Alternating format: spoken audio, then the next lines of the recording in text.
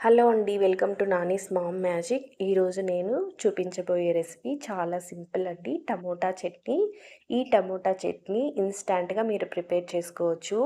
ఇది దోస, ఇడ్లీ, వడ లేదా రైస్‌లోకి చాలా బావుంటుంది. ఇప్పుడు కావాల్సిన ఇంగ్రీడియెంట్స్ చూద్దాము. 5 టమోటాలు తీసుకున్నాను. బెల్లం ముక్క, తర్వాత పచ్చిమిర్చి 4 తీసుకున్నాను. వెల్లుల్లి రెమ్మలు, 2 స్పూన్ల పల్లీలను తీసుకున్నాను. రుచికి సరిపడా ఉప్పు, తురుముకున్న ఎండు కొబ్బరి తీసుకున్నాను. ఇప్పుడు స్టవ్ ఆన్ చేసుకొని కళాయిని పెట్టుకొని అందులోకి 1 టేబుల్ స్పూన్ ఆయిల్‌ని యాడ్ చేసుకొని అందులో పచ్చిమిర్చిని వేయించుకోవాలి. ఇలా వేగిపోయిన పచ్చిమిర్చిని ప్లేట్‌లోకి ట్రాన్స్‌ఫర్ చేసుకోవాలి. ఇప్పుడు అదే కళాయిలో పల్లీలను కూడా సేమ్ ప్రాసెస్‌లో వేయించుకోవాలి.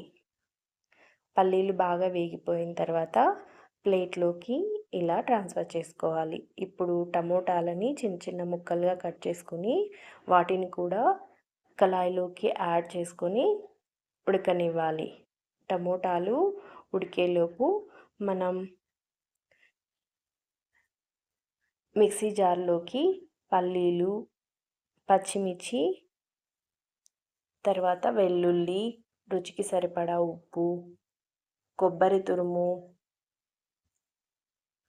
బెల్లం ముక్కను కూడా యాడ్ చేసుకొని బరకగా గ్రైండ్ చేసుకోవాలండి. ఆలోపు టమోటాలు కూడా ఉడికిపోయాయి.